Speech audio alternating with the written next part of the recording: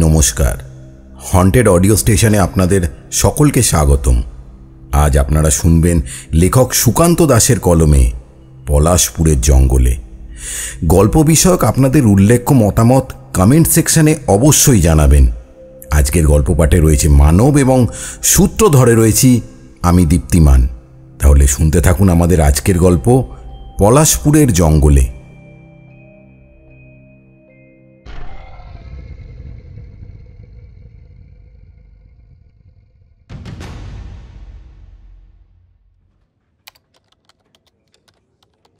সৌম্য যতবারই অরিত্রর কানের কাছে কথাটা বলতে থাকে, অরিত্র ততবারই না শোনার ভান করে, আপন মনে নিজের কাজ করে যেতে থাকে।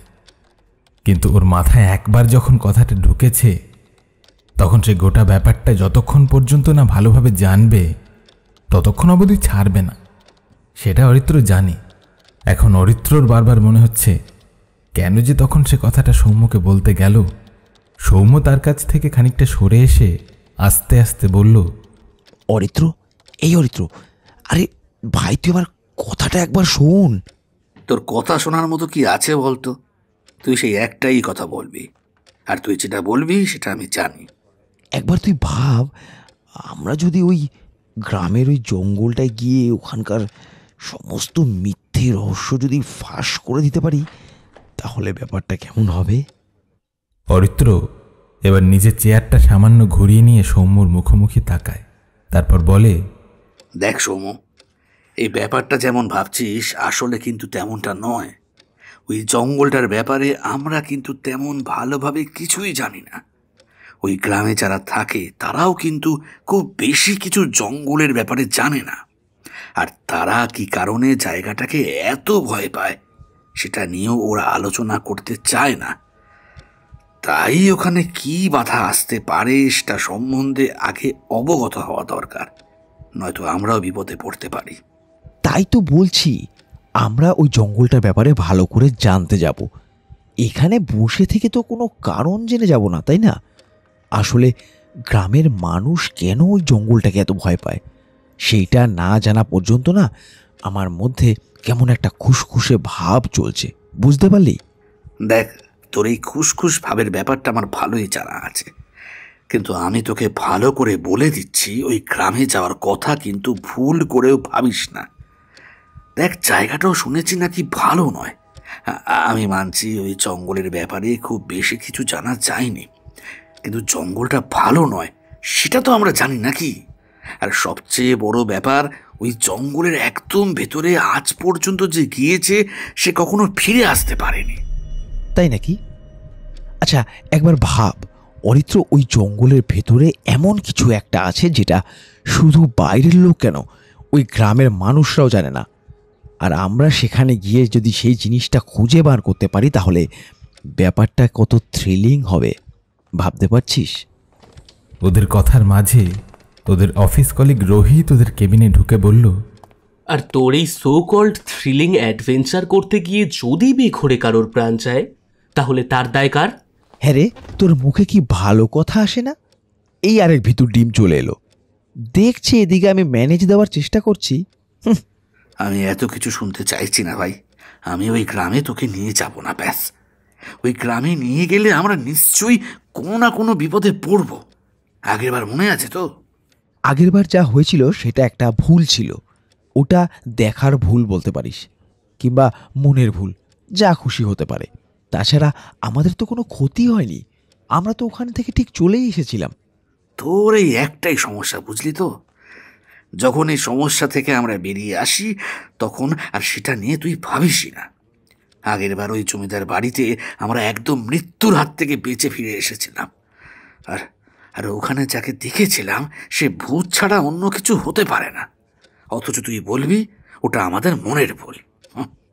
দেখ ভাই, তোদের যদি যাওয়ার ইচ্ছা হয় তো দার্জিলিং চল না, কয়েকদিন ছুটি কাটিয়ে আসি। লিভ তো বাকেটে বেশ কয়েকটা আছে, এই সময় তো কেউ লিভে নেই। এটাই সুবর্ণ সুযোগ, হাতছাড়া করা যাবে না। তাছাড়া আগের বারের ওরকম একটা ভয়ঙ্কর অভিজ্ঞতার পর আমার আর যাওয়ার ইচ্ছা নেই এরকম জায়গায়। দেখ ভাই দেখ, এখনো গায়ে কাঁটা দিচ্ছে। তুই দেখ দেখ, তোদের সাথে এখন আমি এটা নিয়ে। সৌম্য কথা বলতে বলতে অরিত্র আর রোহিতের দিকে খানিকটা ঝুঁকে এসেছিল। ঠিক সেই সময় ওদের অফিসের বড়বাবু কোনো একটা কাজে বাইরে বেরিয়ে ওদেরকে ওভাবে কথা বলতে দেখে ওদের ঠিক সামনে এসে দাঁড়ায়। সৌম্যর কথা শেষ হয় না। বড়বাবু ওদের দিকে তাকিয়ে বলে, কি ব্যাপার, এত জটলা কিসের কাজের সময়? আসলে স্যার ওই নতুন একটা প্রেজেন্টেশন নিয়ে। বড়বাবু গর্জে ওঠে। তার চিৎকারে যেন গোটা অফিস ঘরটা থরথর করে কেঁপে ওঠে। তোমাদের প্রেজেন্টেশনের কথা তো আমি জানি। এই প্রেজেন্টেশন বলেই তো তোমরা চালিয়ে যাচ্ছ। মাসের মধ্যে একবার না একবার তোমরা ডুব মেরে দাও। তোমরা দুটোই মিলে কোথায় যে যাও সেটাই আমি জানি না। অথচ ছুটির অ্যাপ্লিকেশনে থাকে দুজনেরই নাকি একসঙ্গে শরীর খারাপ।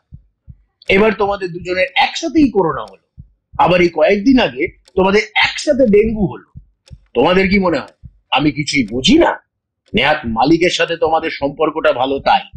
তবে এবার কিন্তু আমি তোমাদের শেষবারের মতো সাবধান করে দিচ্ছি। বড়বাবু আরও কিছু বলতে যাচ্ছিলেন, তার আগেই দারোয়ান এসে জানায় বড়বাবুর সাথে কেউ একজন দেখা করতে এসেছে। বড়বাবু ওদের দিকে একবার দৃষ্টি ফেলে সামনের দিকে এগিয়ে যায়। এখনকার সময় না হয়ে যদি 1000 বছর আগের সময় হতো, তাহলে হয়তো বড়বাবুর ওই দৃষ্টিতে ওরা এক্ষুনি ছাই হয়ে অফিসের মেঝেতে মিশে যেত। বড়বাবু চলে যেতেই ওরা দুজন কেমন যেন হাঁপ ছেড়ে বাঁচে। অরিত্র বলে, দেখ ভাই, এই সমস্ত ঝামেলায় আমি আর না পড়তে চাইছি না। মন দিয়ে অফিসের কাজটা কর। মাসখানেক আগেই কিন্তু ডুব দিতে হয়েছে তোর জন্য। এই মাসে আমি কিন্তু আর ডুব দিতে চাই না। সৌম্য আর কিছু বলল না। সোজা নিজের ডেস্কে গিয়ে বসে কাজে মন দিল। কিন্তু তার মন এখনো অস্থির। ওর মনটা তখনও পড়ে থাকে অরিত্রর বলা সেই গল্পে। সেই গ্রামের জঙ্গলটা দেখার জন্য সৌম্যের মনের ভেতরটা কেমন আনচান করতে থাকে। এমনটা ওর সাথে প্রায়ই হয়ে থাকে। যখনই কোনো একটা ভুতুরে জায়গার কথা ওদের মনে পড়ে, তখনই ওর এমনটা হতে থাকে। অফিস শেষে অরিত্র বাইরে বেরিয়ে এসে দেখল সৌম্য তাড়াহুড়ো করে ছুটে ছুটে আসছে তার পিছু পিছু। সৌম্য পিছন থেকে ক্রমাগত ডেকে চলেছে অরিত্রকে। এই অরি, দাঁড়া ভাই, দরকার আছে। কি রে? এই অরিত্র, আর তোকে ডাকছি, দাঁড়া একটু। কোথায় যাচ্ছিস? কথাটা তো শোন। এ ভাই দাঁড়া। সৌম্যকে অরিত্র ভালো মতোই চেনে। ও আন্দাজ করতে পেরেছে এই জঙ্গলের ব্যাপারটা এত সহজে ছেড়ে দেবে না সৌম্য। তাই ওর হাত থেকে নিস্তার পাওয়ার জন্য অরিত্র হন হন করে হাঁটা দিল কোনো দিকে না তাকিয়ে। কিছু দূর হাঁটার পর হঠাৎ পিছন ফিরে তাকিয়ে দেখে সৌম্য অনেকটাই কাছে চলে এসেছে। ও তার চলার গতি বাড়িয়ে দিল। সৌম্য যেদি ছাড়ার পাত্র নয়। একরকম দৌড়াতে দৌড়াতে এসে অরিত্রর ব্যাগটা চেপে ধরল। এই পালাচ্ছিস কোথায়? 5 মিনিট দাঁড়াতে কি ক্ষতি তোর? যার দৌড় করালি ভাই তুই। উফ, সৌম্য ব্যাগ ছাড়, আমার দেরি হয়ে যাচ্ছে। একবার চল ওই গ্রামে, তারপর তোকে আমি আর কোথাও যাওয়ার কথা বলবো না। প্রায় 1 বছর ধরে তোর এমন কথাই কিন্তু আমি শুনে যাচ্ছি, আর প্রত্যেকবারই কিন্তু আবার তুই তোর কথা ভেঙে ফেলছিস। ভাই আই সোয়ার, আমি এবার আর তোর কোনো কথা শুনছি না। মাইরি বলছো ওই জঙ্গলের ভেতরে যাব না, জাস্ট বাইরে থেকে দেখেই চলে আসবো। সৌম্য, তুই বুঝতে পারছিস না, ওই জঙ্গলটা ভালো নয়। তাছাড়া লাস্ট অ্যাডভেঞ্চারের অভিজ্ঞতায় ঢের শিক্ষা হয়েছে আমার। নমস্কার ভাই, আমি আর নেই। সৌম্য অরিত্রর চোখের দিকে তাকিয়ে একটু চমকে ওঠে। ওর চোখে যেন একটা ভয়ের অস্পষ্ট প্রতিচ্ছবি ফুটে উঠেছে। এই বিকেলের অল্প আলোয় চারপাশটা কেমন যেন লালচে হয়ে রয়েছে। ফ্ল্যাট বাড়িগুলোর ফাঁক দিয়ে সূর্যের লাল রং সহ আকাশটা দেখা যাচ্ছে মাঝে মাঝে। ভস ভস শব্দে চলে যাওয়া গাড়ির ধোঁয়ায় চারপাশটা ভরে যাচ্ছে। মানুষের কোলাহল, চিৎকার এবং ঘরে ফেরত পাখিদের অল্প অল্প ডাক চারপাশটা কেমন যেন অন্য রকম করে তুলেছে। খানিকটা সময় নীরবতায় কেটে যায়। শেষমেশ নীরবতা ভঙ্গ করে অরিত্র বলে, ওই গ্রামে আমি জন্মের পরে মাত্র একবার গিয়েছিলাম। ওই গ্রামের মানুষ কেন, আশেপাশের গ্রামের কোনো মানুষও ওই গ্রামের জঙ্গলের ভিতরে যাওয়া তো দূর, দরকার ছাড়া ওই জঙ্গলের ধারে কাছে অবধি ঘেঁষে না। জঙ্গলে আসলে যে কি আছে সেটাই কেউ জানে না। অরিত্র দুহাত দিয়ে শক্ত করে ধরে সৌম্যের কাঁধটা ঝাঁকিয়ে দেয়, তারপর বলে, দেখ সৌম্য, এর আগেও আমরা এমন অনেক জায়গায় গিয়েছি সৌম্য, কিন্তু সেখানে তোকে আমি কিন্তু এভাবে বারণ করিনি। আমার অমত থাকতো না সেটা নয়, কারণ আমি ভূত প্রেতে এই সমস্ত ব্যাপার নিয়ে তেমনভাবে যেমন বিশ্বাস করি না, তেমন এসব নিয়ে ঘাঁটাতেও পছন্দ করি না। আর শেষের অভিজ্ঞতাটা খানিকটা হলেও মনে ভয়ের সৃষ্টি করেছে। শুধু তোর কথা দিয়ে কিন্তু আমি সব জায়গায় গিয়েছি ভাই, কিন্তু এই কথাটা আমি রাখতে পারছি না ভাই। ওই গ্রামে শুধু আমি কেন, আমার পরিবারের কেউ কখনো ভয়ে যায়নি। সবকিছু নিয়ে খেলা করতে নেই সৌম্য। এই পৃথিবীতে এমন অনেক জায়গা আছে যেখানে এমন অনেক অদ্ভুত জিনিস রয়েছে যার আসল সত্যিটা কিন্তু বিজ্ঞান এখনো উদ্ধার করতে পারেনি। সৌম্য এক মনে অরিত্রর কথাগুলো শুনছিল। অরিত্রর সমস্ত কথাই সে বিশ্বাস করে, কিন্তু যতই তার কাছে কথাগুলো শুনছিল ততই তার মনের ভিতর কেমন যেন একটা কৌতূহল বারবার ডানা ঝাপটাচ্ছিল। ওই গ্রামে তাকে যেতেই হবে, তাকে জঙ্গলের ভেতরে ঢুকে দেখতেই হবে এমন কি আছে ওই জঙ্গলে, যে জঙ্গলের কাছে যে একবার যায় সে আর ফিরে আসে না। আর তাছাড়া অরিত্র তো নিজেই বলেছে ওই জঙ্গলে একবার একজন গিয়েছিল, সে ফিরে এসেছে। তাহলে সৌম্য বুঝতে পারছে অরিত্র ওকে কোনো মতে সেই জঙ্গলে নিয়ে যাবে না, কিন্তু সৌম্য যেন তেন প্রকারেণ সেখানে যাবেই। তাই সৌম্য তার শেষ অস্ত্রটা ব্যবহার করল। দেখ অরিত্র, তুই জানিস এই গ্রামে জঙ্গলের ব্যাপারটা আমি যখন একবার জানতে পেরেছি তখন সেখানে না যাওয়া অবধি আমি কিছুতেই শান্ত হতে পারবো না। আমার যে ব্রেন টিউমার রয়েছে সেটা তুই ভালো করে জানিস। তাই কিছু নিয়ে বেশি চিন্তা ভাবনা করলে কিংবা মাথায় বেশি চাপ পড়লে ফল উল্টো হতে পারে। তাই যতদিন না সেখানে আমি যাব ততদিন আমি শান্তিতে থাকতে পারবো না। একবার তুই চল ভাই, আমি তোকে কথা দিচ্ছি, বিপদ দেখলে আমরা জঙ্গলের ভেতর ঢুকবো না, শুধু গ্রাম থেকে ঘুরে চলে আসব। অরিত্র বেশ কিছুক্ষণ ধরে এক মনে ভাবতে লাগলো কোনো একটা বিষয়। তাকে দেখে বোঝা যাচ্ছে ওই জায়গাটা সম্পর্কে যথেষ্ট ভীতি রয়েছে ওর মনে। খানিকটা সময় কাটার পরও সে কিছুই বলতে পারে না। সৌম্য জানে অরিত্র তার খুব ভালো বন্ধু, বিপদে আপদে খারাপ সময় ও সৌম্যর পাশে থাকে। তাই এই একটা ব্যাপারে দোহাই দিয়ে বারবার তাকে দিয়ে অনেক কাজ করিয়ে নেয়। আসলে বন্ধুদের মধ্যে বোধহয় এমন একটা ব্যাপার চলে। এক প্রকার অনিচ্ছা সত্ত্বেও একসময় বাধ্য হয়ে অরিত্র বলল, ঠিক আছে চল, তবে তোকে কথা দিতে হবে আমি না চাইলে তুই কিন্তু একা কোথাও যাবি না। সৌম্য বুঝতে পারে তার কথায় কাজ হয়েছে, তাই সে বলে, আমি কথা দিচ্ছি ওই গ্রামে গিয়ে আমি তোকে ছাড়া আশেপাশে কোথাও যাব না, যেখানে যাব তোকে নিয়ে যাব। এবার একবার হাস ভাই, মুখটা এমন গোমরা করে থাকিস না। পারিসও বটে। সৌম্যর কথা শুনে সে হেসে ফেলে। অরিত্র রাজি হয়ে গেলেও এতক্ষণ এক প্রকার গোমরা মুখ করেছিল, কারণ ও জানে ওই জঙ্গলে কি ধরনের বিপদ অপেক্ষা করছে তাদের জন্য। একবার সেই ফাঁদে পড়লে আর রক্ষে নেই। অরিত্র এক মনে কিছু একটা ভাবছিল, সেই সময় সৌম্য ওর কাঁধে হাত রেখে বলল, চল না, গিয়েই দেখি, দারুণ মজা হবে। শহরের এই ব্যস্ত কোলাহল থেকে বেরিয়ে কদিন না হয় ওই গ্রাম্য পরিবেশেই সময় কাটাবো। আর তাছাড়া মুডটাও বেশ রিফ্রেশ হবে ভাই। অরিত্র ওর কথায় সায় দিল। ওরা দুজনে একে অপরের কাঁধে হাত রেখে আস্তে আস্তে এগিয়ে যেতে লাগলো তাদের গন্তব্যের দিকে। কিন্তু তারা জানতো না এই বিকেলের আলোয় ব্যস্ত শহরের মাঝখানে তাদের ভবিষ্যতে কি যেন একটা লেখা হয়ে গেল।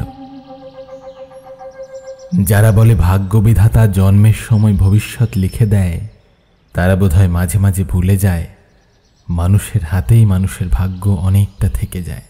মানুষ নিজেও মাঝে মাঝে তার ভাগ্য লিখে ফেলে নিজের অজান্তে।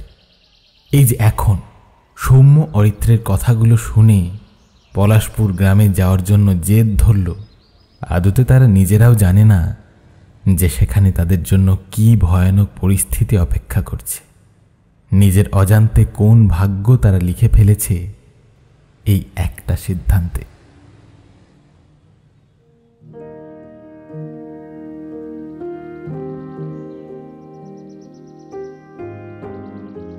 অফিসের ছুটি থাকে রবিবার, হলিডে থাকায় এবারে শনিবারেও ছুটি ছিল। তাই ওরা পরিকল্পনা করে শনিবার সকালে বেরিয়ে পড়ে পলাশপুরের উদ্দেশ্যে। সৌম্য আগেই বারণ করে দিয়েছিল অরিত্র যেন তার বাড়িতে সত্যি কথা না বলে, তাহলে তাদের আর যাওয়াই হবে না। তারা বলেছিল কাছে পিঠেই কোনো এক বন্ধুর বাড়িতে 2 দিন কাটিয়ে তারপর তারা সোমবার সকালেই ফিরে আসবে। তাই বাড়ি থেকেও আর কেউ কিছু বারণ করেনি। যথা সময় ওরা হাওড়া স্টেশনে এসে চেপে বসলো বর্ধমান লোকালে।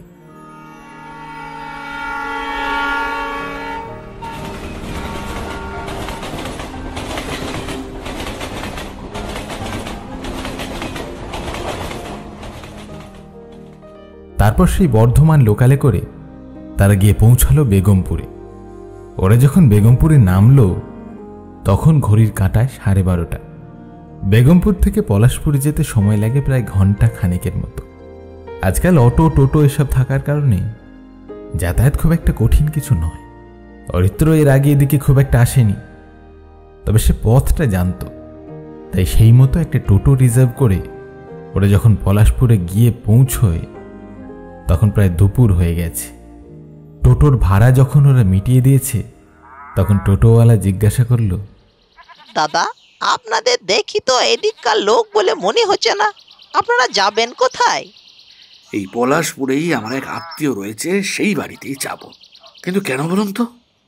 আসলে ওই পলাশপুরের শেষের দিকে যে জঙ্গল রয়েছে, সেই জঙ্গল নিয়ে একটা কথা কিন্তু আমাদের দিকে প্রচলন আছে।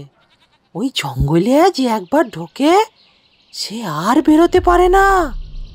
আপনাদের দেখে শহরের লোক বলে মনে হচ্ছে, অনেক শহরের লোকই তো এদিকে আসে ওই জঙ্গল দেখার জন্য, তবে তারা কিন্তু আর ফিরতে পারে না। আপনাদের সাবধান করে দিচ্ছি, আপনাদের দেখে ভালো লোক বলেই মনে হচ্ছে, ওই জঙ্গলে কিন্তু ভুলেও ঢুকবেন না, এই সাবধান করে দিলাম। না না, আপনার কোনো চিন্তা নেই দাদা, আমরা ওই জঙ্গলে ঢুকবো না। আমরা এখানে এই একটা দিন কাটিয়ে আবার কালই বাড়ি ফিরে যাব। টোটোওয়ালা ওদের নামিয়ে দিয়ে চলে গেল বটে, কিন্তু যাওয়ার সময় বারবার ওদের দিকে ঘুরে তাকাতে লাগলো।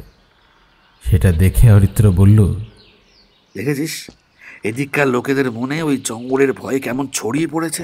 ভাই, সোনারপুরে সেই ভুতুরে বাড়িটার কথা মনে আছে তো? সেই বাড়িটার কথাও আশেপাশে ছড়িয়ে পড়েছিল। অথচ যেদিন আমরা সেই বাড়ি থেকে রাত কাটালাম সেদিন কয়েকটা চামচিকে, ছুঁচু আর বেড়াল ছাড়া কিছুই দেখতে পাইনি। সব কিছুর জন্য একটা সঠিক সময় থাকে, সেই সময় ছাড়া সমস্ত কিছু দেখা যায় না। দেখ, আমি ভূতে বিশ্বাস করি না, কিন্তু মানুষের আশেপাশে নেগেটিভ এনার্জি, পজিটিভ এনার্জি বলেও তো একটা ব্যাপার হয়। দেখ ভাই, আমি এসব নিয়ে কোনো কথা বলতে চাইছি না। আমার এখন এই ফিজিক্স নিয়ে লেকচার শোনার কোনো ইচ্ছে নেই। তাড়াতাড়ি চল, খিদে পেয়ে গেছে। সৌম্যের কথাটা ঠিকই। সেই সকালে হাওড়া স্টেশনে চা আর স্যান্ডউইচ খাওয়ার পরে ওরা এতক্ষণ কিছুই খায়নি। অরিত্র আগে থেকেই তার আত্মীয়ের সঙ্গে কথা বলে রেখেছিল। ওরা তার বাড়িতেই গিয়ে পৌঁছালো। যে বাড়িতে ওরা এসেছে সে বাড়িতে মহিলা কেউ নেই। অরিত্রর এই দূর সম্পর্কের আত্মীয়ের বাড়িতে রয়েছে একজন বৃদ্ধ মানুষ আর একজন ওদের বয়সী ছেলে, তার নাম বিমল। বিমল ওদের দেখে যথারীতি খুব খুশি হলো, একটু হেসেই বলল, আরে অরিত্রদা, সেই ছোটবেলায় তুমি এখানে এসেছিলে, তারপর আর এখানে একবারও এলে না। আজ এতদিন পর কি মনে করে এলে বলো তো? আসলে পড়াশোনার চাপ, তারপর নতুন কাজে ঢোকার পর কাজের চাপ, এই সমস্ত কিছু মিলিয়ে বাইরে বেরোনোটা হয়ে উঠতো না। এই সময়ের কথায় একটু ঘোরার জন্য চলে এলাম। খুব ভালো করেছো অরিত্রদা। আমাদের এদিকে কিন্তু ঘোরার জন্য অনেক জায়গা রয়েছে। বুড়ো শিবতলার মাঠ, তারপর গ্রামের শেষের দিকে একটা ছোট্ট নদীও রয়েছে। তোমরা তো শহরে থাকো, এই সমস্ত দেখাই হয় না। এখানে এসেছে যখন, 2 দিন সব কিছু ঘুরিয়ে দেখাবো তোমাদের। ওরে বিমল, এখন এসব কথা শোনার কোনো ইচ্ছে নেই, বুঝলি? বড্ড খিদে পেয়েছে। বাড়িতে খাবার মতন কিছু আছে? সৌম্যের কথা শুনে অরিত্র চোখ পাকায়। তার দিকে তাকিয়ে সৌম্য আবার বলে, লজ্জা, ঘৃণা, ভয়, এই 3 জীবন থাকতে নেই, বুঝলি? খিদে পেয়েছে, তার আবার লজ্জা কিসের? সৌম্যের কথা ঘরের ভেতর থেকে সেই বৃদ্ধ লোকটি শুনতে পেয়েছিল। সে বলল, ওরে বিমল, ওরা এত দূর থেকে এসেছে, ওদের একটু হাত মুখ ধোয়ার জল দে, হ্যাঁ, আর তারপর ওদের একটু খেতে দিস, একটু শান্তিতে বসুক ওরা, হ্যাঁ, আর তারপর না হয় কথা বলিস। তোর আবার খালি বক বক। বিমল সেই কথায় সামান্য জিভ কেটে বলে, এ বাবা, ছি ছি ছি, সত্যি তো অরিত্রদা, তোমরা কত দূর থেকে এসেছো। এসো এসো, হাত মুখ ধুয়ে নাও, তোমাদের খাবার বেড়ে দিই, তারপর না হয় কথা বলা যাবে। এসো। পলাশপুর গ্রাম। গ্রামের শেষের দিকে একটা প্রাইমারি স্কুল গড়ে উঠেছে। এখানে ওখানে টিউবওয়েলের জল এসে পৌঁছেছে, ইলেকট্রিসিটিও এসেছে বটে, তবে বেশিরভাগ সময়ই তা থাকে না। গ্রামের মানুষদের ভরসা এখনও ওই হ্যারিকেন। এদিকে বেগমপুর কিন্তু বেশ শহুরে এলাকা, সেখান থেকে মাত্র ঘণ্টাখানেকের পথ। এই পলাশপুর যে এমন অন্ধকারে নিমজ্জিত হয়ে আছে তা না দেখলে বোঝা যায় না। ওরা ঘরের একপাশে বসে খেতে লাগলো।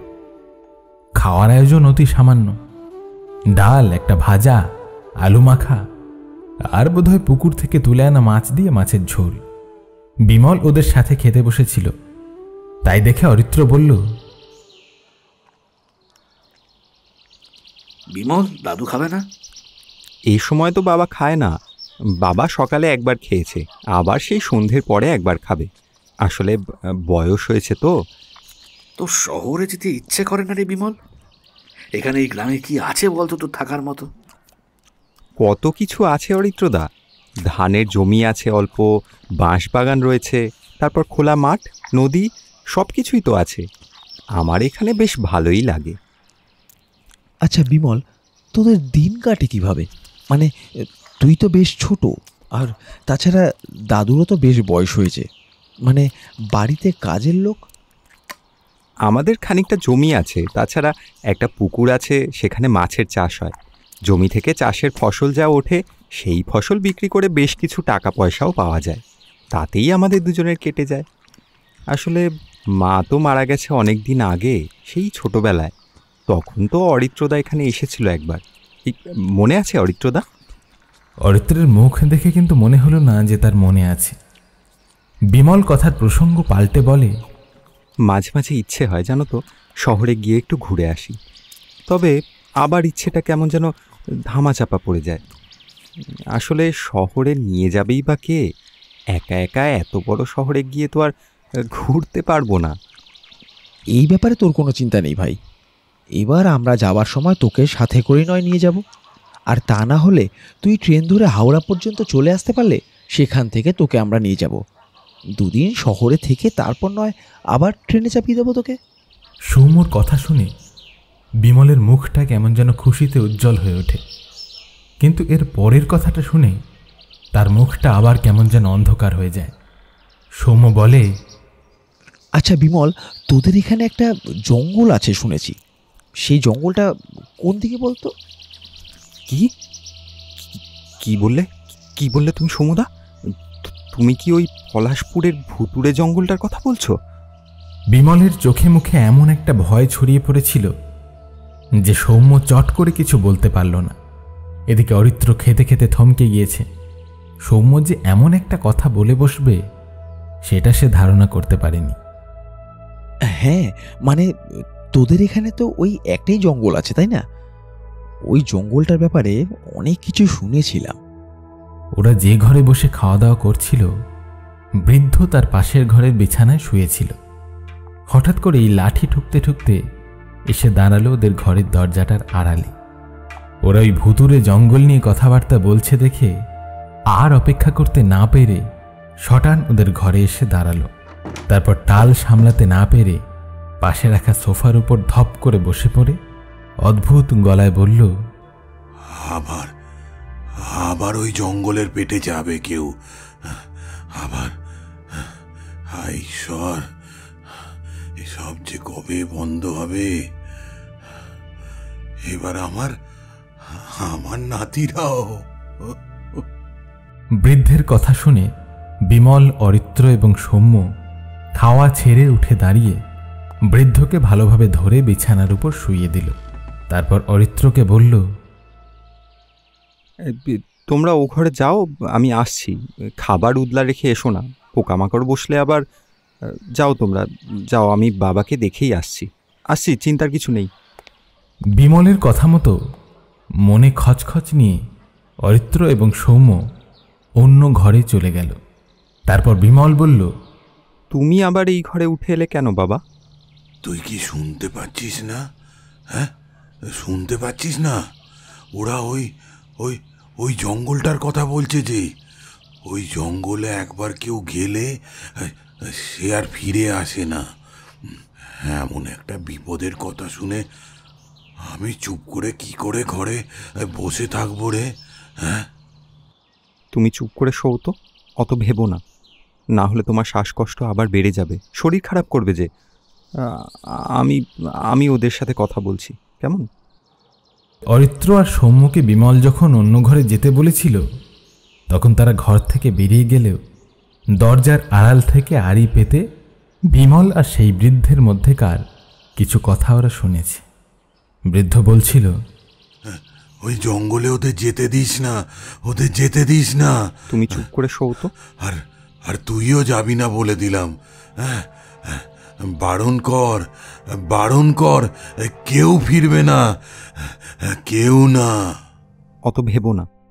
বিমল বৃদ্ধকে ঘুম পাড়িয়ে আস্তে আস্তে পা টিপে টিপে ঘর থেকে বেরিয়ে দরজাটা ভিজিয়ে দিয়ে পাশের ঘরে চলে গেল, যেখানে অরিত্র আর সৌম্য রয়েছে। তার এক হাতে তখনও ভাত লেগে আছে। এসে আর সে ভাত খেতে বসল না। দেখে অরিত্র আর সৌম্য এক দানা খায়নি।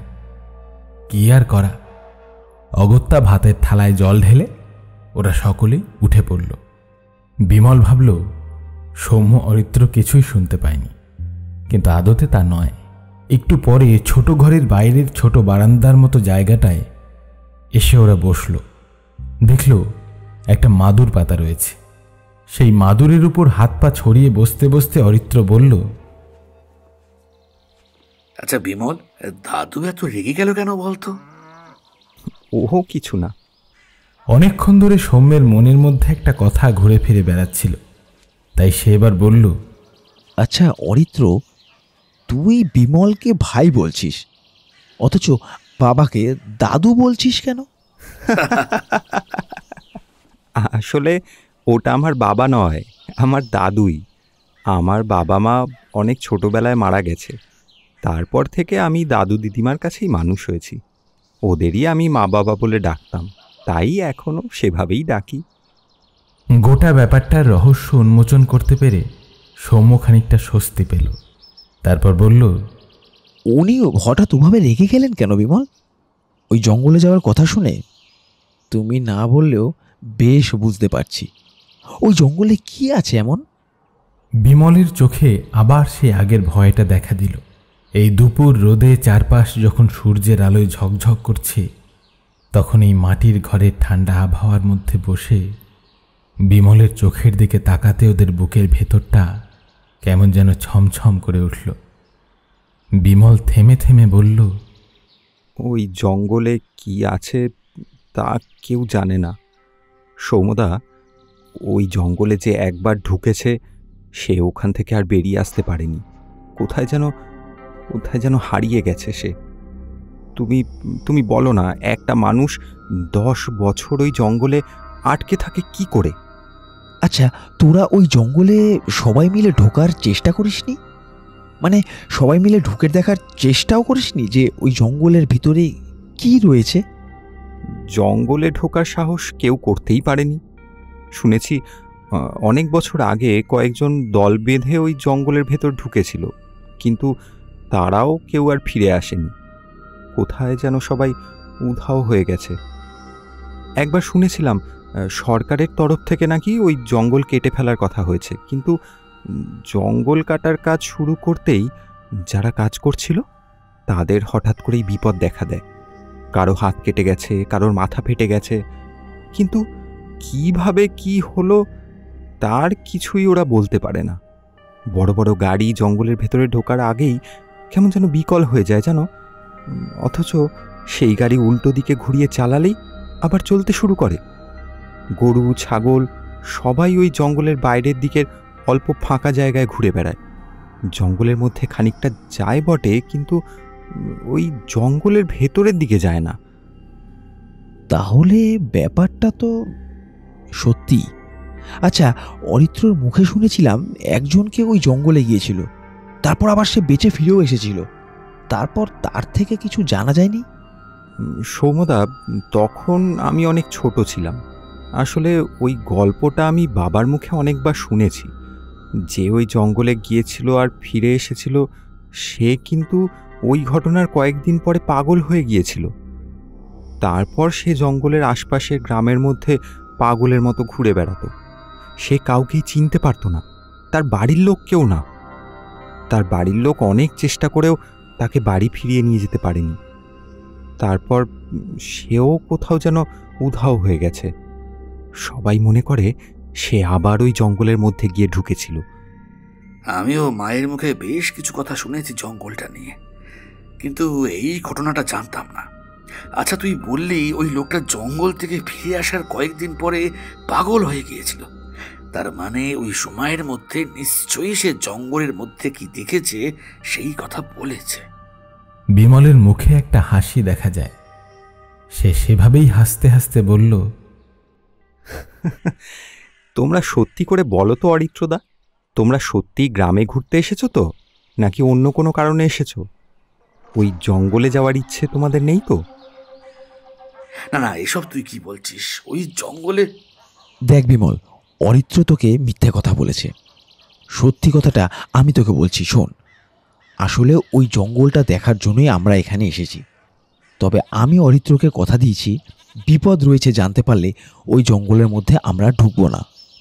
সৌম্যর কথাটা অর্ধেকটা শুনে কেমন যেন চমকে উঠতে যাচ্ছিল বিমল, কিন্তু সৌম্যের মুখে শেষের কথাগুলো শুনে সে একটু স্বস্তি পেল।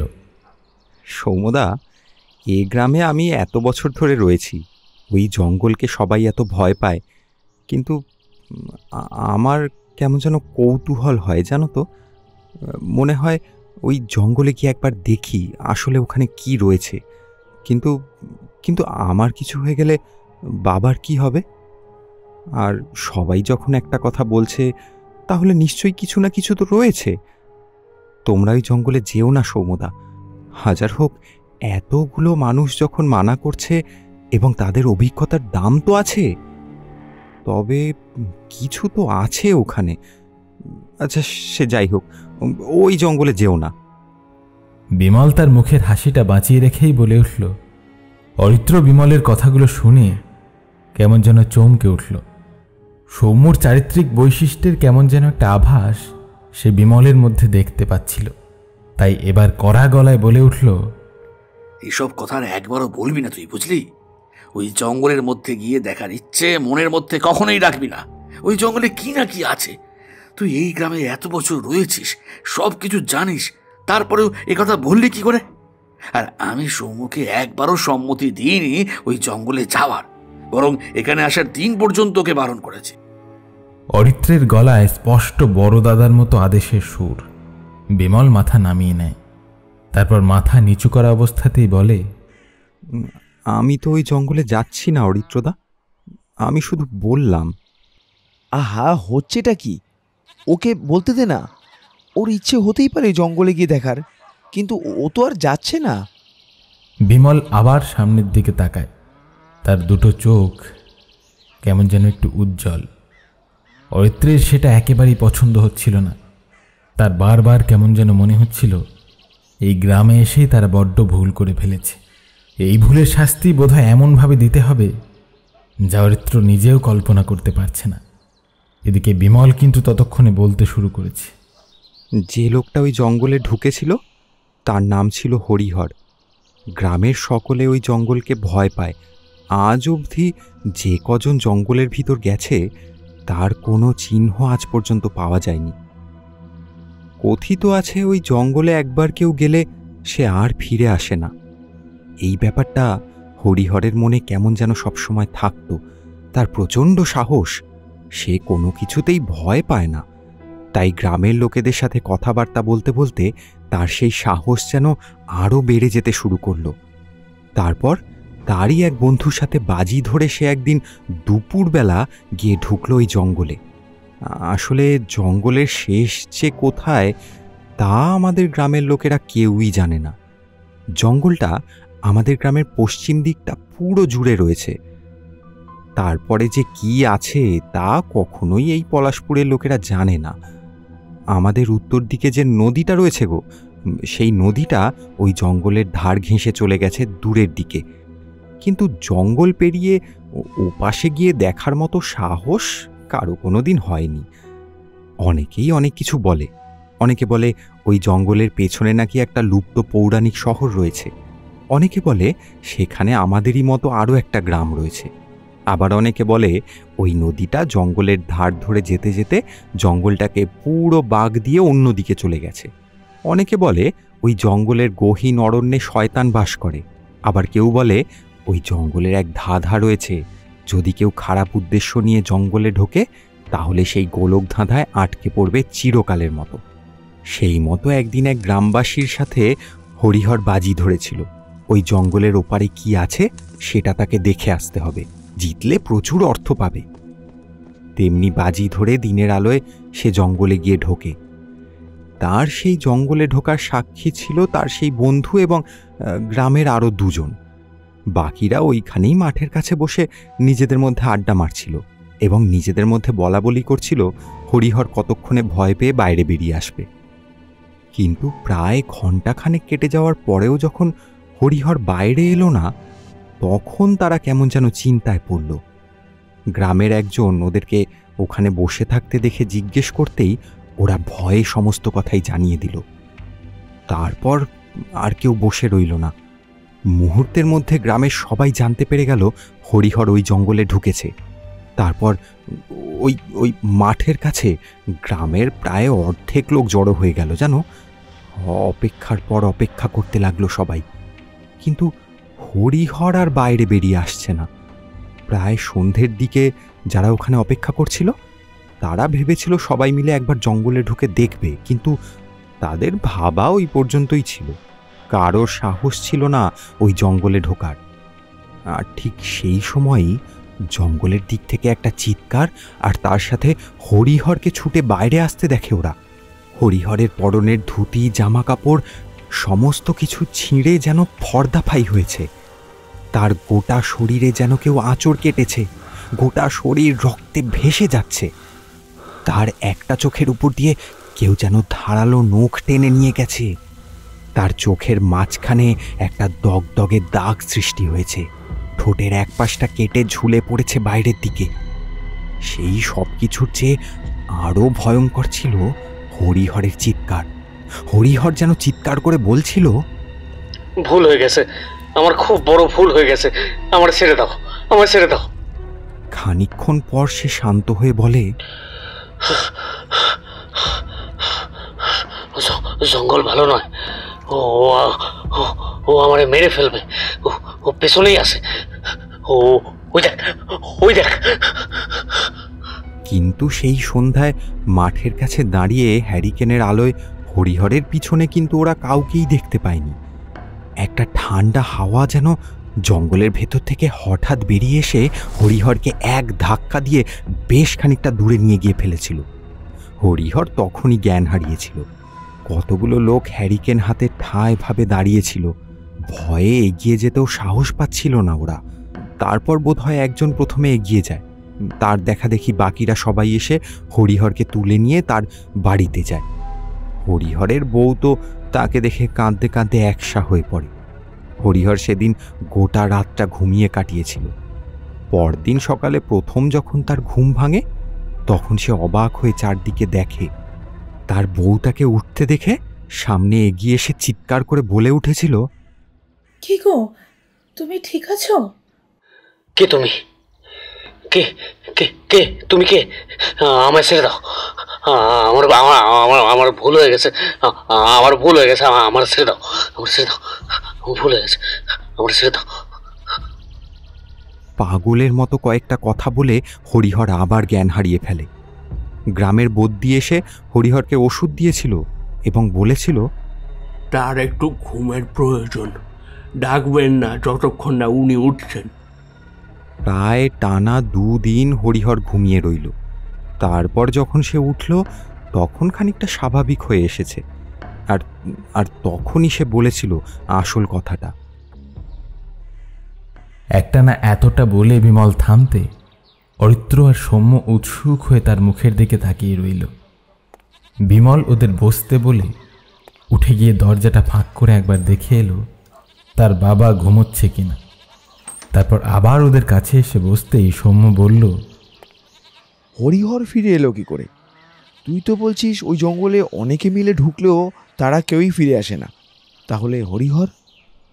হরিহর ফিরে এসেছিল তার কারণ হরিহর জঙ্গলের মধ্যে খুব বেশি দূর যায়নি, আর কোনো একটা গোপন কারণে হরিহর সেই অদ্ভুত জিনিসটার হাত থেকে বেঁচে ফিরে আসতে পেরেছিল। তবে তার শরীরের অবস্থা যেমন ছিল তাতে বোঝাই যাচ্ছিল তার শেষ সময় উপস্থিত হয়ে এসেছে। তবে হরিহর সুস্থ হয়ে বলেছিল ওই জঙ্গলে সে যখন ঢুকেছিল তখন তার প্রথমে মনে হয় দিনের আলো রয়েছে। আস্তে আস্তে যত গভীরে ঢুকতে শুরু করে তত যেন তার মনে হতে থাকে জঙ্গলের ভেতরটা কেমন যেন অন্ধকার হতে শুরু করেছে। জঙ্গলের মাথার উপর দিয়ে আকাশ দেখা যায় না।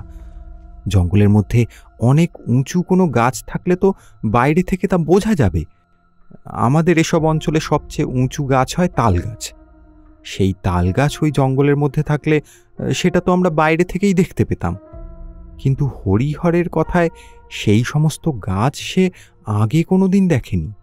কি এমন গাছ যা গ্রামের লোকজন কোনোদিন দেখেনি, সে কথা কি বিশ্বাস করা যায়? হরিহর বলেছিল সেই সমস্ত গাছের গুড়ি কেমন যেন ঠান্ডা, আর সাথে সাথে সেই গাছগুলো অনেক উঁচু পর্যন্ত চলে গেছে। উপরের দিকে তাকালে দেখা যায় বড় বড় পাতা আকাশটাকে ঘিরে রেখেছে, আর তার নিচে কেমন যেন অন্ধকার, যেন মনে হয় পলাশপুরের এই জঙ্গলের ভেতর ঢুকে অন্য একটা কোনো জঙ্গলে এসে পৌঁছেছে সে। আর সেই জঙ্গলটা অতি সাধারণ কোনো জঙ্গল নয়। তারপরে হরিহর আরও খানিকটা এগিয়ে গিয়েছিল, আর খানিকটা এগোতেই তার মনে হয়েছিল তার আশেপাশে কারা যেন এসে জমা হয়েছে। হরিহর ভয় পেয়েছিল, কারণ অন্ধকারের মধ্যেই সে দেখতে পেয়েছিল চারপাশে কেমন যেন কালো কালো ছায়ামূর্তির মতো কারা জড়ো হয়েছে, আর সেই কালো ছায়ামূর্তির গায়ে যেন অসংখ্য লাল রঙের চোখ। হরিহর ভয় পেয়ে পেছনের দিকে ঘুরে দৌড়তে শুরু করেছিল বটে, কিন্তু দৌড়তে দৌড়তে একটা ব্যাপার বুঝতে পেরে অবাক হয়েছিল। একটু আগেই যে পথ ধরে সে এখানে এসেছে সেই পথটা কোথায় যেন হারিয়ে গেছে। একটু আগেই বড় বড় গাছের জায়গায় ঢোকার আগে ডান দিকে একটা কাঁটা ঝোপ আর বাঁদিকে একটা কুলের গাছ ছেড়ে এসেছিল সে, কিন্তু এখন কোথাও কিছু নেই। চারপাশে যতদূর দেখা যায় অন্ধকার আর বড় বড় গাছ। চারপাশটা কেমন যেন ঠান্ডা হয়ে এসেছে। পেছনের দিকে তাকাতেই হরিহর দেখতে পায় সেই অজস্র লাল লাল চোখওয়ালা কালো ছায়ামূর্তিগুলো যেন তার পেছনেই ছুটে আসছে। হরিহর দৌড়তে শুরু করে। দৌড়তে দৌড়তে এসে গাছের ডালে পাতায় তার গোটা শরীর কেটে যেতে থাকে, ছড়ে যেতে থাকে। একটা প্রকাণ্ড কাঁটা তার ডান চোখের মধ্যে বিঁধে গিয়েছিল, কিন্তু তখন তার দাঁড়াবার সময় নেই। একটা হাত দিয়ে কোনো রকমে নিজের চোখ চেপে ধরে সে দৌড়তে থাকে। অথচ হরিহর বুঝতে পেরেছিল একটা ব্যাপার, তার গোটা শরীর কেটে গেলেও রক্ত কিন্তু সেখান থেকে বাইরে বেরিয়ে পড়ছে না, যেন কোনো একটা অদ্ভুত উপায়ে রক্ত বেরোনোর আগেই জমাট বেঁধে গেছে। আর আর যন্ত্রণাও খুব একটা বেশি হচ্ছে না। সে বুঝতে পারছে তার চোখটা মাঝখান থেকে কাঁটার আঘাতে দুভাগ হয়ে গিয়েছে, কিন্তু তেমন যন্ত্রণা মনে হচ্ছে না, যেন মনে হচ্ছে একটা পিঁপড়ে তার চোখের ওপর দিয়ে হেঁটে গিয়েছে। হরিহর স্তম্ভিত হয়ে গিয়েছিল, আর আর তার চেয়েও বেশি অবাক হয়েছিল সে দেখতে পারছিল চারপাশটা যেন আরও বেশি অন্ধকার হয়ে আসতে শুরু করেছে। হরিহর প্রাণপণে দৌড়তে থাকে, আর দৌড়তে দৌড়তে একদিকে একটা সামান্য আলোর আভাস দেখতে পায়। সে আলোটা দেখতে পেয়েই হরিহর দৌড়ে এসে সেই আলোর দিকে নিজের গোটা শরীরটাকে ছুঁড়ে দিয়েছিল। আর তারপর তার আর কিছু মনে নেই। যখন তার জ্ঞান ফিরেছিল তখন সে দেখতে পেয়েছিল সে জঙ্গলের মধ্যেই শুয়ে রয়েছে। এটা তার সেই চেনা জঙ্গল, কিন্তু চারপাশটা সামান্য অন্ধকার হয়ে এসেছে। জ্ঞান ফিরতে সে পিছনের দিকে তাকিয়ে দেখেছিল কোথায় সেই আগের মতন দেখতে জঙ্গলটা। ভয়ে আতঙ্কে হরিহর চিৎকার করতে করতে বেরিয়ে এসেছিল। আর জ্ঞান ফিরতেই তার গোটা শরীরটা যন্ত্রণায় ছিঁড়ে যাচ্ছিল। চোখের যন্ত্রণায় সে যেন কাতরাতে শুরু করেছিল। খানিকটা মাটিতে ঘষতে ঘষতে এসে তারপর নিজের সমস্ত শক্তি একত্র করে দৌড়তে দৌড়তে সে বাইরে এসেছিল। আর তার মনে হচ্ছিল তার পিছনে যেন কেউ তখন এগিয়ে আসছে। আর তাই সে বাইরে অত লোকজন দেখে অমনভাবে দৌড়ে এগিয়ে আসতে চেষ্টা করেই কেমন যেন পড়ে গিয়েছিল মাটিতে। একটানা এতগুলো কথা বলতে বলতে বিমলের গোটা চোখে মুখে ভয় দেখা দিয়েছিল। তার কপালে জমেছিল বিন্দু বিন্দু ঘাম। বোঝা যাচ্ছিল সমস্ত কথা বলতে বলতে সে নিজেও কেমন যেন উত্তেজিত হয়ে পড়ছে। বিমল থামতে সৌম্য বলে উঠল, এমনটা নয় তো, জঙ্গলে হরিহরের গা হাত পা কেটে গিয়েছিল, তার চোখের ক্ষতটাও জঙ্গলের কাটায় হয়েছিল। নেশা করে গেছিল বোধহয় জঙ্গলে, তাই অমন কিছু দেখেছিল। কিন্তু তুই যে বললি হরিহর পাগল হয়ে গিয়েছিল, এইসব কথা বলার কতদিন পরে সে পাগল হয়ে গেছিল? প্রথম দিনেই সে সব কিছু খুলে বলেছিল। তারপর থেকে রাতের বেলা ঘুমের মধ্যে কেমন যেন চমকে উঠত। মনে হতো ঘুমের মধ্যে কেউ যেন তাকে ধরার চেষ্টা করছে। বারবার সে বলতো, আমার ছেড়ে দাও, আমার ছেড়ে দাও, আমি আর কখনো জানা আসবো না, কখনো না, আমার ছেড়ে দাও, আমার ছেড়ে দাও। স্বপ্নের মধ্যেই এমনভাবে কথা বলতে বলতে হরিহর ঘুম ভেঙে হঠাৎ করেই দরজা খুলে বাইরে বেরিয়ে পড়ত। তারপর ছুটতে ছুটতে গ্রামের মধ্যে কোথায় যেন চলে যেত। তার বাড়ির লোকেরা অনেক কষ্ট করে প্রতিদিন তাকে ফিরিয়ে আনত। কিন্তু এভাবেই আস্তে আস্তে সে পাগল হয়ে যায়। পাগল হওয়ার পরে সেই জঙ্গলের কাছে, মাঠের কাছে গিয়ে বসে থাকতো সব সময়। তারপর একদিন তাকে আর খুঁজে পাওয়া যায় না। শুনলি তো এই জঙ্গলের কথা? এরপরেও কি তুই সেখানে যেতে চাস? দেখ, আমি প্রথমে ভেবেছিলাম ওই জঙ্গলে বোধহয় কোনো ভূত কিংবা অন্য কিছু রয়েছে, কিন্তু ব্যাপারটা কিন্তু তেমন নয়। ওই জঙ্গলে এমন কিছু একটা আছে যেটা খুবই রহস্যময়। সেটা খুঁজে বার করা দরকার অরিত্র। না সমুদা, তুমি ওখানে যেও না। তোমার যদি কোনো বিপদ হয়ে যায় তাহলে কি হবে? দেখ বিমল, হরিহরের তেমন বিপদ হয়েছিল কারণ সে কিন্তু প্রথমে কিছুই বুঝতে পারেনি। কিন্তু আমি যদি সেই জঙ্গলে যাই, বা ধর না আমরাই যদি সেই জঙ্গলে যাই, তাহলে আমরা অতি সাবধানে জঙ্গলের ভিতর ঢুকবো। যদি মনে হয় কোনো বিপদ আসতে চলেছে তাহলে আমরা সঙ্গে সঙ্গে জঙ্গল থেকে বেরিয়ে চলে আসব। না ভাই, এই ব্যাপারটা নিয়ে ছেলে খেলা করা কিন্তু একেবারেই ঠিক হবে না। আমার কিন্তু সেই জঙ্গলে যাওয়ার একদম ইচ্ছে নেই। দেখ ভাই, আমার কিন্তু ব্রেন টিউমার, আর যেভাবে বাড়ছে সেটা বেশি দিন যে বাঁচবো সেটা হলফ করে কেউ বলতে পারবে না। তাই এই জঙ্গলে ঢুকে রহস্যটা যদি একবার আমি উদ্ঘাটন করতে পারি তাহলে সেটা আমার জন্য অনেক বড় কিছু হবে। তুই প্লিজ আমাকে এই সৌভাগ্যটা থেকে বঞ্চিত করিস না ভাই। কিন্তু সৌমদা। না বিমল, তোদের কাউকে আমি আমার সঙ্গে যেতে বলছি না। আমি একাই যাব সেই জঙ্গলে।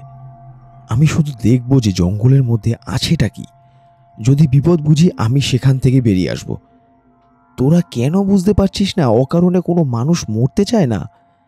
আমিও চাই না। একটা কৌতূহল আমার মধ্যে আগে থেকেই দানা বেঁধেছিল। এখন গোটা গল্পটা শুনে সেটা আরো বেশি করে আমাকে খোঁচা দিয়ে চলেছে। ধীরে ধীরে বিকেল গড়িয়ে সন্ধ্যা নামছে আকাশের বুকে। চারপাশটা একটু পরেই অন্ধকার হয়ে আসতে শুরু করবে। তাই ওরা তিনজনে মিলে বেরিয়ে পড়ল বুড়ো শিবতলার মাঠ দেখার জন্য। সূর্য অস্ত যেতে বেশি বাকি নেই। আকাশে সোনালি রঙের আভাকে ধীরে ধীরে গ্রাস করছে কালো রঙের এক চাদর।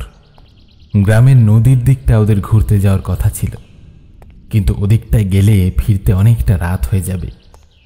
তাই ওরা বড় শিবতলার মাঠ, আশেপাশের জমি, ধানক্ষেত সব কিছু দেখে ফিরে এলো। ফেরার পথে সৌম্য প্রশংসার স্বরে বলল, এদিকটা কিন্তু বেশ সুন্দর, যেন মনে হচ্ছে সারাটা জীবন এইখানেই কাটিয়ে দিই। আমাদের শহরে এমন কোনো ভিউই পাওয়া যায় না, কি বলি চরিত্র? এর জন্যই তো শহর আর গ্রামের মধ্যে পার্থক্য, বুঝলি? কিন্তু সমু, তুই কি এখনো ওই জঙ্গলে? সব ঠিক করে ফেলেছি, কাল সকালে আমি ওই জঙ্গলে ঢুকবো। দেখ, গ্রামের কোনো মানুষকে এ ব্যাপারে বলিস না, গ্রামের লোকেরা কিন্তু এমনিতেই ভীতু, আর এই সমস্ত কিছু জানতে পারলে আমাদের ওই জঙ্গলের আশেপাশেই যেতে দেবে না। আরেকবার ভেবে দেখো সৌম্যদা, তুমি কি সত্যিই ওখানে যেতে চাও? বিমল, তোরা যদি আমায় এখন ওই জঙ্গলে যেতে না দিস, তাহলে আমি এক্ষুনি শহরে চলে যাব। তারপর সময় করে তোদের কাউকে না জানিয়ে হঠাৎ করে আমি এসে এই জঙ্গলে একাই ঢুকবো। আমি যখন একবার ভেবেছি ওখানে যাব, তো আমি যাবই। এবার বাকিটা তোদের ওপর। তোরা যদি আমার কথায় রাজি হোস, তাহলে আমি কথা দিচ্ছি জঙ্গলে বিপদ দেখলে আমি সঙ্গে সঙ্গে ফিরে আসব। আর যদি আমায় একা অন্য কোনো সময় আসতে হয়, তাহলে আমার ইচ্ছায় সবটাই হবে। বিমল আর অরিত্র বুঝতে পারে সৌম্যকে তার কথা থেকে সরানো যাবে না, কিন্তু এটাও বুঝতে পারে এই গ্রামে এসে পৌঁছানোটা ওদের বড্ড বড় ভুল হয়ে গেছে।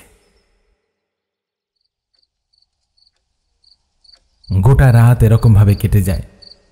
সৌম্যর ঘুম কিছুতেই আসতে চায় না, কারণ কাল সকালে সে ওই জঙ্গলে গিয়ে পৌঁছবে। এদিকে অরিত্র শুয়ে শুয়ে ভাবতে থাকে হরিহরের কথা। কি এমন দেখে ফেলেছিল সে?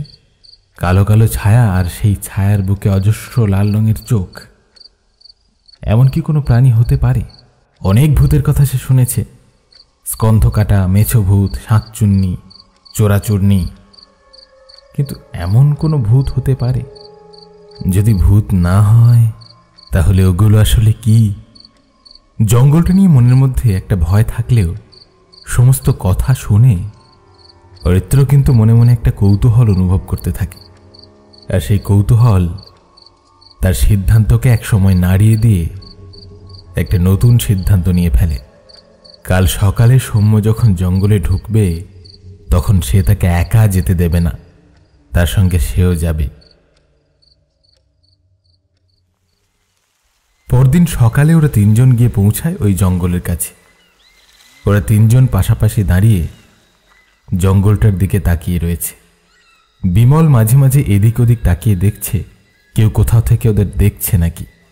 তারপর দেখে নিয়ে এক সময় বিমল বলে, অরিত্রদা, আমিও সৌম্যদার সাথে ওই জঙ্গলের ভেতর ঢুকব। বিমলের কথায় অরিত্র আর সৌম্য দুজনেই চমকে উঠেছিল।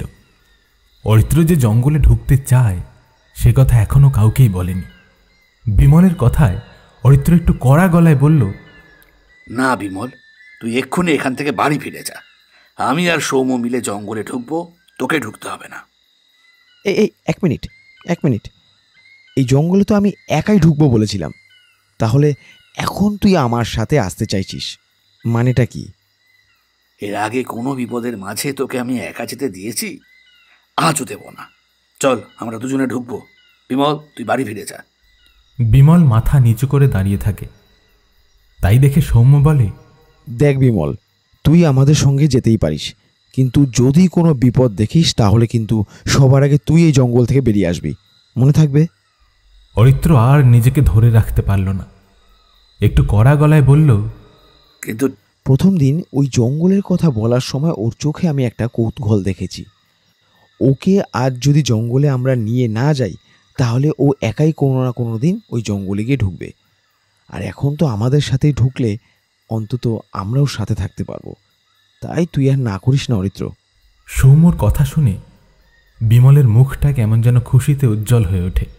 অরিত্র ফ্যাকাশে চোখে তাকিয়ে থাকে বিমলের দিকে।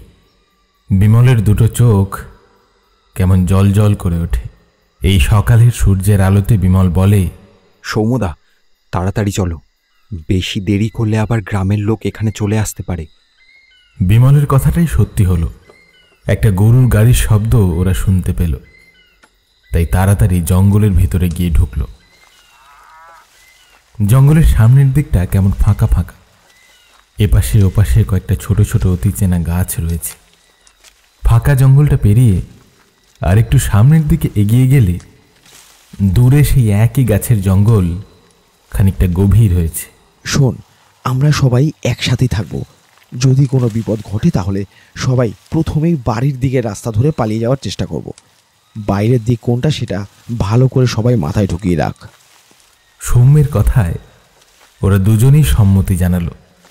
জঙ্গলের মধ্যে আরেকটু ভিতরে ঢুকতে ঢুকতে ওরা প্রথমেই কেমন যেন একটা বিশ্রী গন্ধ পেল, যেন অনেক সুন্দর ফুলের গন্ধ একসাথে জড়ো করে কেউ ওদের নাকের কাছে ছড়িয়ে দিয়েছে। গন্ধটা পাওয়ার সাথে সাথেই ওরা সেদিকে এগিয়ে যেতে লাগলো। অরিত্র বলল, বিমল, আচ্ছা এই জঙ্গলে এমন কোনো অদ্ভুত ফুলের গাছ রয়েছে নাকি, যে গাছ থেকে এত সুন্দর গন্ধ বেরিয়ে আসে?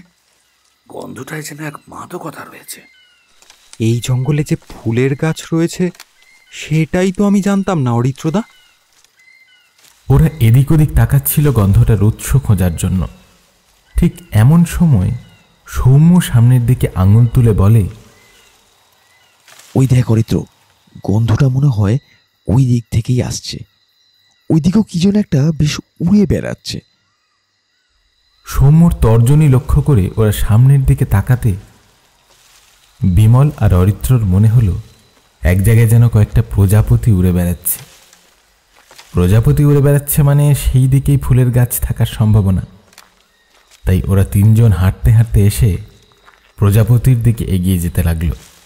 সামনে উঠতে থাকা প্রজাপতিগুলি লক্ষ্য করে নিজের অজান্তেই বেশ খানিকটা ভেতরে চলে গেল। তখনও জঙ্গলটা আগের মতোই রয়েছে। এক সময় সৌম্য বলল, দেখ অরিত্র, আমরা তো এতটা ভেতরে চলে এলাম, কিন্তু কোনো কিছুই হলো না। আমার মনে হয় এই জঙ্গলের মধ্যে কোনো একটা হিংস্র জন্তু রয়েছে, তার জন্যই এমনটা হচ্ছে। তাই যদি হয় তাহলে এই জঙ্গল কাটতে আসা ওই একগাদা মানুষের দল আর গ্রামের সবাই মিলে যখন জঙ্গলে ঢুকেছিল, তখন এতগুলো মানুষকে একা কোনো পশুপক্ষে মারা কি সম্ভব?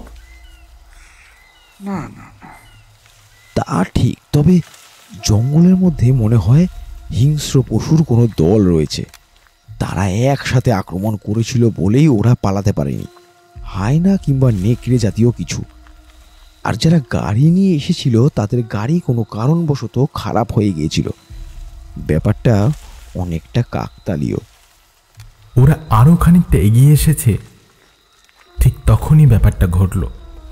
ব্যাপারটা যে আসলে কি ঘটল তা ওরা কেউ বুঝতে পারল না।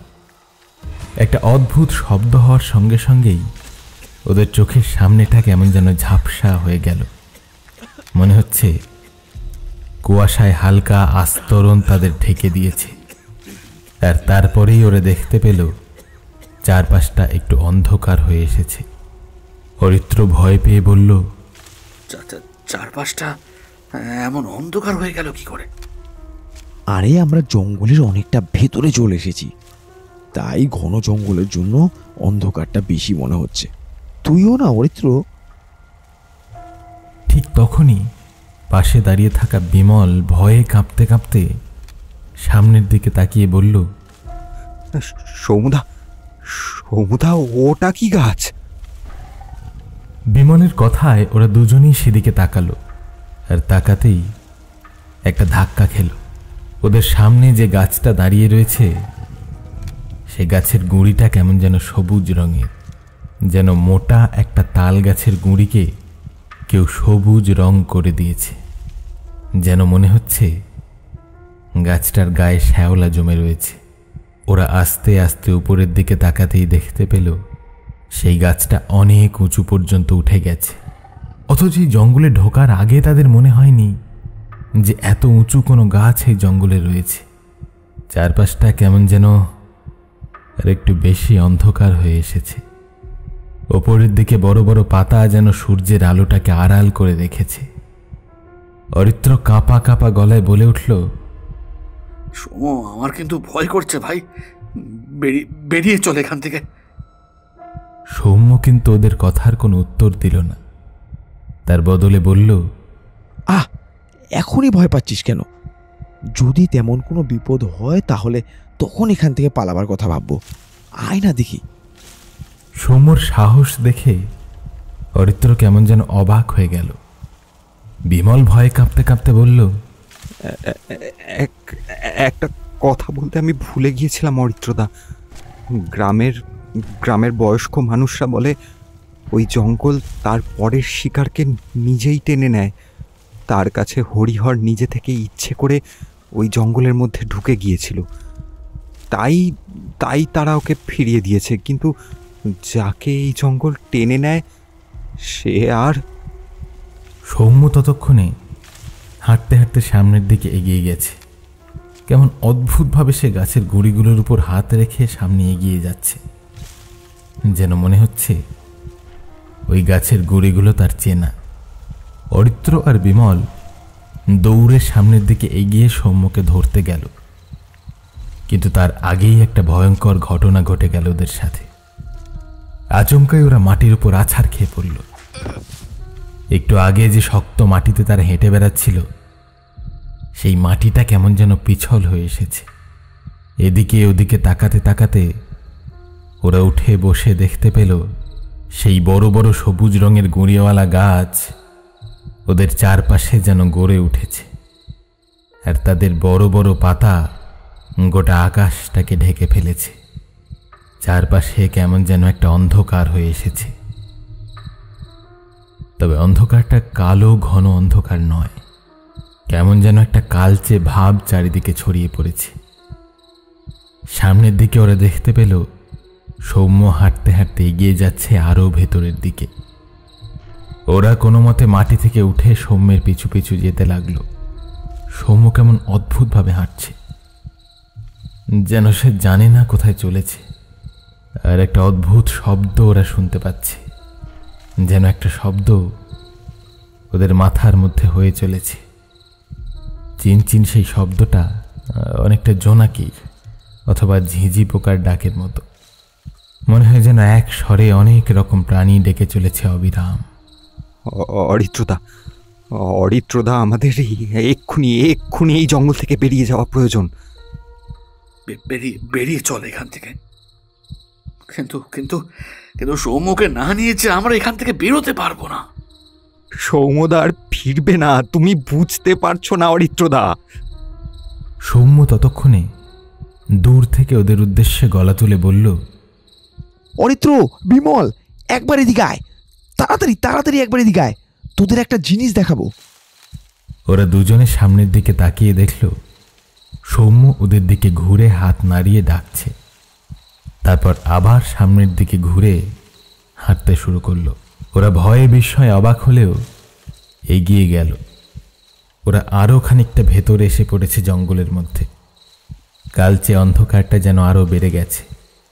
এই দিকটা কেমন যেন ঠান্ডা, কেমন যেন স্যাঁতস্যাঁতে একটা ঠান্ডা ভাব। তার সাথে হাওয়া ওদের চারপাশে ঘুরে বেড়াচ্ছে, যেন মনে হচ্ছে পলাশপুরের সেই জঙ্গলে ওরা নেই, অতি প্রাচীন আদিম কোনো এক জঙ্গলের ভেতর ঢুকে পড়েছে, যে জঙ্গলে অতি প্রাচীন কোনো গাছ এখনো বেঁচে রয়েছে।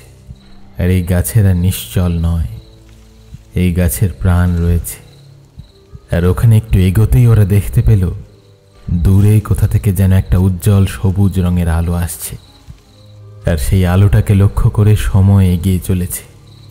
ওরা যত দ্রুত সম্ভব সৌম্যের দিকে এগিয়ে যেতে লাগলো, কিন্তু এমন পিছল মাটিতে ভালোভাবে দৌড়ানো যায় না। ওরা মাঝে মাঝে আছাড়ও খাচ্ছিল, কিন্তু তারপরেও সৌম্যের কাছাকাছি যখন গিয়ে পৌঁছেছে, তখন সৌম্য সেই সবুজ আলোটার কাছে এসে গেছে। সামনের দিকে তাকিয়ে ওদের অবাক হওয়ার আর সীমা রইল না। জঙ্গলের মাটি থেকে কয়েক হাত উঁচুতে একটা উজ্জ্বল সবুজ রঙের গোল আলো কেমন চঞ্চলভাবে ঘুরে বেড়াচ্ছে। সৌম্য একটু এগিয়ে যেতেই সেই সবুজ রঙের আলোটার থেকে একটা সবুজ রঙের কণা যেন ছিটকে এসে সৌম্যের গায়ে লাগলো। সঙ্গে সঙ্গে সে চিৎকার করে উঠল, আহ! উফ! অবাক হয়ে দেখতে লাগলো সেই সবুজ আলোটা যেন সৌম্যের শরীরের মধ্যে ঢুকে পড়েছে। তার শরীর থেকে জামা কাপড়গুলো হঠাৎ করে ছিঁড়ে যেতে লাগলো। ওরা প্রথমে ব্যাপারটা বুঝতে পারেনি, এবার বুঝতে পারল। সৌম্যের শরীরটা আস্তে আস্তে বাড়তে শুরু করেছে, আর তার বুকের ঠিক মাঝখানের সবুজ আলোটা জ্বলজ্বল করছে। আস্তে আস্তে তার বুকের আশপাশ থেকে সেই সবুজ আলোটা ছড়িয়ে পড়তে শুরু করলো। তার শরীরটা বাড়তে শুরু করলো সামনের দিকে।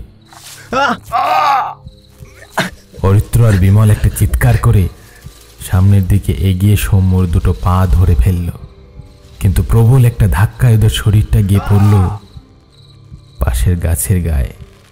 গাছের গায়ে ওরা ছিটকে পড়তে ওদের কেমন যেন মনে হলো গাছের পেছন থেকে একদলা কালো অন্ধকার বেরিয়ে এসেছে ওদের জাপটে ধরার জন্য। ওদের তখন সেদিকে তাকানোর সময় ছিল না।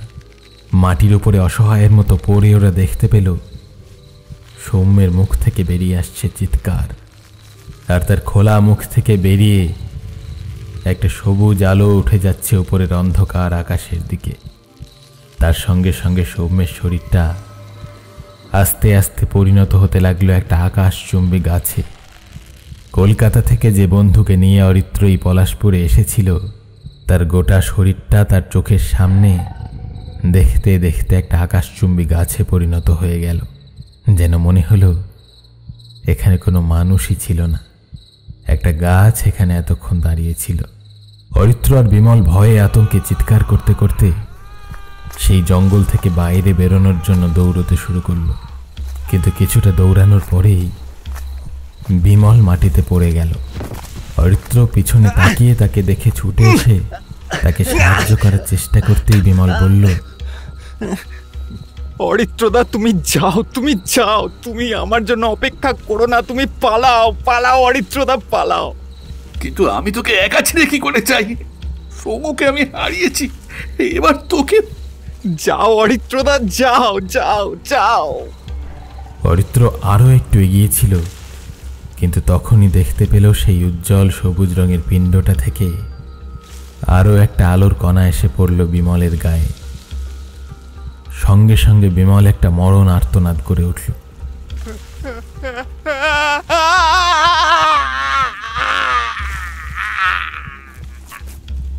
তার গোটা শরীরটা হাওয়ায় ভাসতে ভাসতে উপরে উঠে গেল।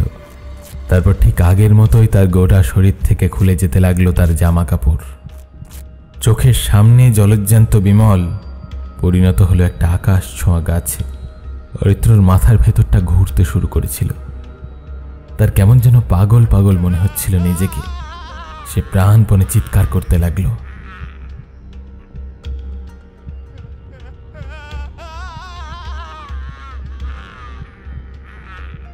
কিন্তু তার চিৎকার শোনার মতো কেউ যে নেই। আসলে পলাশপুরের সেই জঙ্গলের ভেতরে জেগে ওঠা একটা অন্য সমান্তরাল জগতের জঙ্গল থেকে তার চিৎকার ভেসেই পৃথিবীর বুকে এসে পৌঁছবে না। তার চিৎকার কালো অন্ধকারের জমাট বাঁধা দেওয়ালে ধাক্কা খেয়ে ফিরে যেতে লাগলো বারবার। চারপাশের বড় বড় গাছগুলো যেন তার দিকে অবাক দৃষ্টিতে তাকিয়ে বলতে লাগলো, একটু অপেক্ষা করো, এখনই সব শেষ হয়ে যাবে, সব শান্ত হয়ে যাবে।